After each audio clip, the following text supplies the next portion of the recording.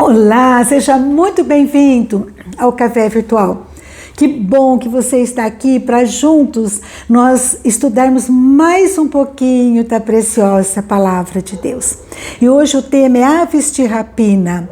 E nós vamos estar falando a respeito de um texto que está lá em Gênesis 15, que aconteceu com Abrão. Esse texto é maravilhoso. Deus renova a promessa que já tinha feito para Abrão. E ele diz assim numa visão: não tenha medo, Abrão, eu sou o seu escudo, grande será a sua recompensa. Ai, que coisa mais linda, né? Deus falando com Abraão. Mas Abrão pergunta: ó soberano Senhor, que me darás se continuo sem filhos, e o herdeiro do que possuo, Eliezer de Damasco? Versículo 4. Então o Senhor deu-lhe a seguinte resposta: seu herdeiro não será esse, um filho gerado por você mesmo será o seu herdeiro. Levando-o para fora da tenda, disse-lhe: olhe para o céu e conte as estrelas, se é que pode contá-las. E prosseguiu: assim será a sua descendência. Que promessa extraordinária, não é mesmo? No versículo 6 diz que Abrão creu no Senhor, e isso lhe foi acreditado como justiça. A fé de Abraão trouxe crédito para a vida dele. E ele então, com muita alegria, ele vai prestar um culto ao Senhor. E ele então arma o altar, coloca animais e sacrifica aqueles animais. Mas no versículo 11 diz que as aves de rapina, elas desciam sobre os cadáveres, porém Abrão as enxotava. Aves de rapina são caçadoras, elas têm visão bem desenvolvidas, elas têm garras afiadas, né, fortes, unhas amoladas, elas têm o pico curvo também afiado, preparado para comer, para rasgar a vítima, né, para comer a sua carne, né, e ela faz isso com muita violência. São muitos os exemplos. É o gavião, é o urubu-rei, falcão, coruja. Nós temos a águia, muitas aves de rapina. E esse texto me ensina lições preciosas. A primeira, olha só, Abrão, ele estava em sintonia com Deus. Deus tinha dado promessa, renovado promessa para ele, para a vida dele. Ele creu, ele foi adorar a Deus, mas aquelas aves começaram a perturbar, a querer impedir, né, impedindo aquela adoração. E ele então enxotava. E a ideia hoje, para mim e para você, hoje existem aves de rapina que rodeiam a nossa vida, muitas vezes nosso lar, dificulta a nossa paz, a nossa harmonia, os nossos relacionamentos. Existem, né?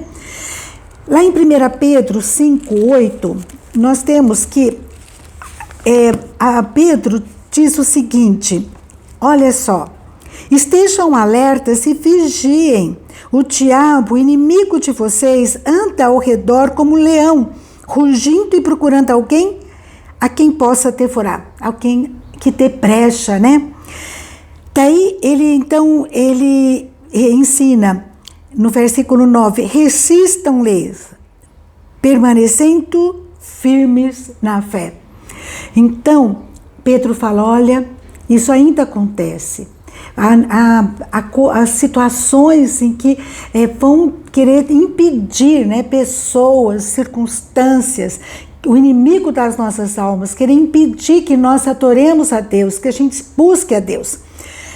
E eu fiquei pensando quais seriam, assim, na prática, no dia a dia, coisas, pessoas, situações que representam essas aves de rapina, que impedem ou dificultam o nosso culto, nossa adoração a Deus.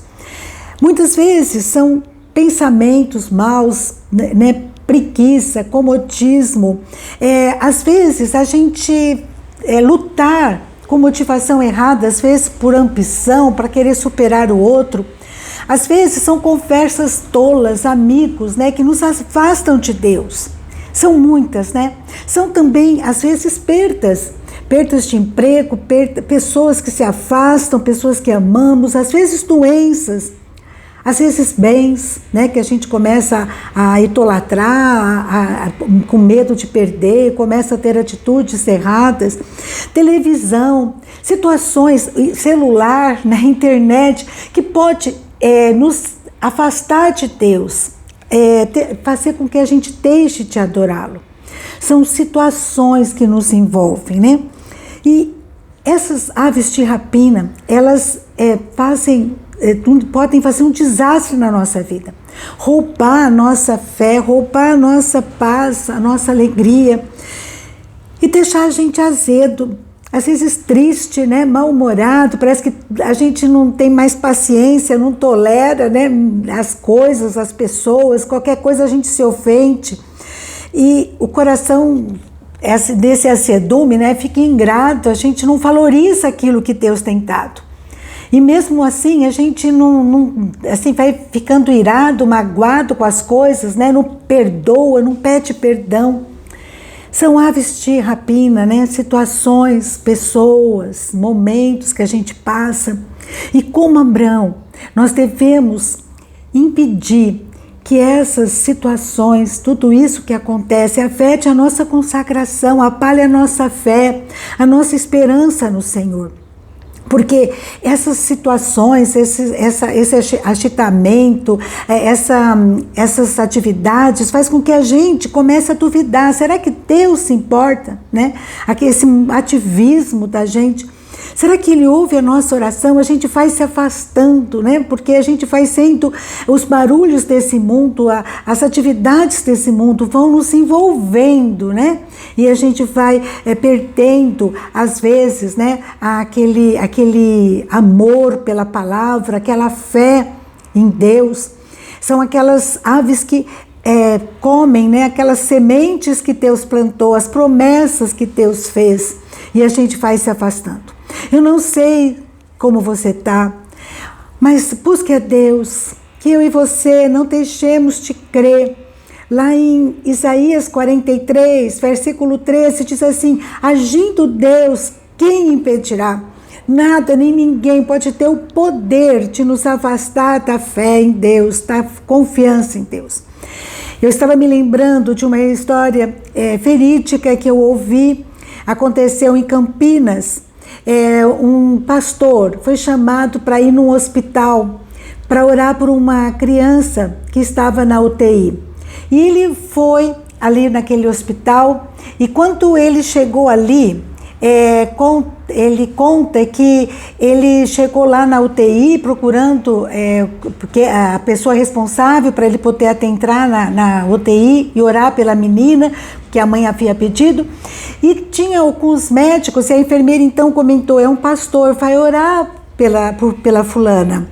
Daí diz que eram 3 médicos e eles riram, e eles falaram assim: o que uma oração pode fazer se a medicina não puder fazer? O que é uma oração perante a medicina, né?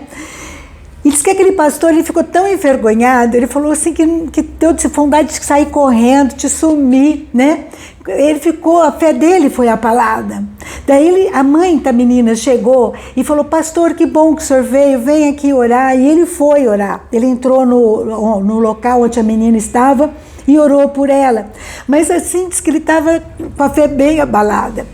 Conta-se que a menina, de madrugada, ela levantou da cama, ela estava deitada, ela sentou na cama e ela então começou a chamar as pessoas, e uma enfermeira foi até ela e ela falou: moça, me deixa eu ir embora, porque o médico falou que eu estou liberada, você só me dá o que comer, que eu estou com fome, e chama minha mãe, que eu quero ir para minha casa.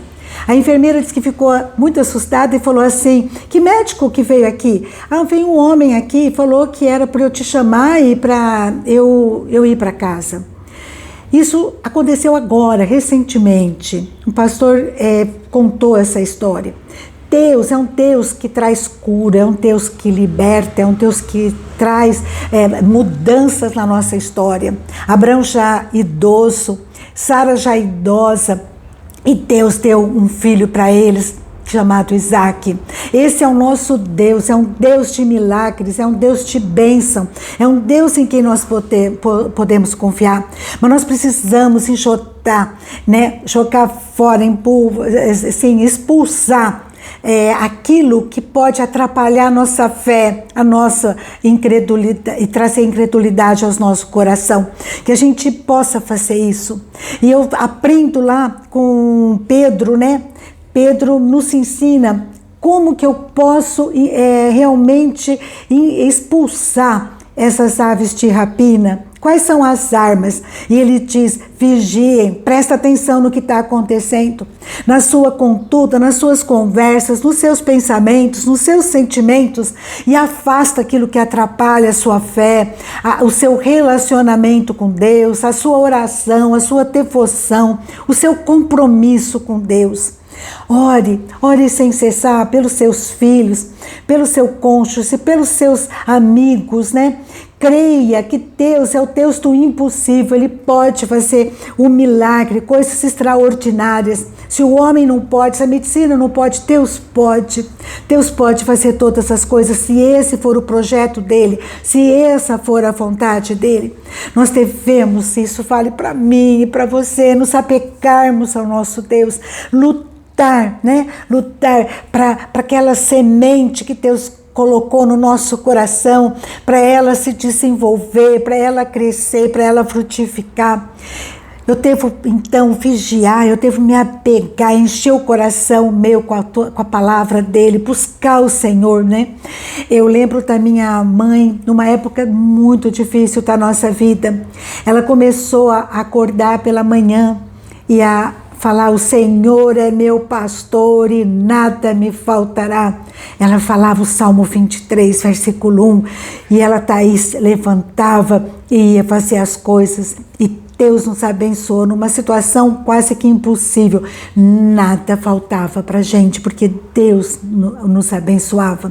Que eu e você não coloquemos dúvida, interrogação na nossa vida, mesmo nos momentos impossíveis, nas nossas lutas. Eu não sei o que você está passando, mas vá adorar, expulsa pensamentos de incredulidade, decore versículos, ouça mensagens bíblicas.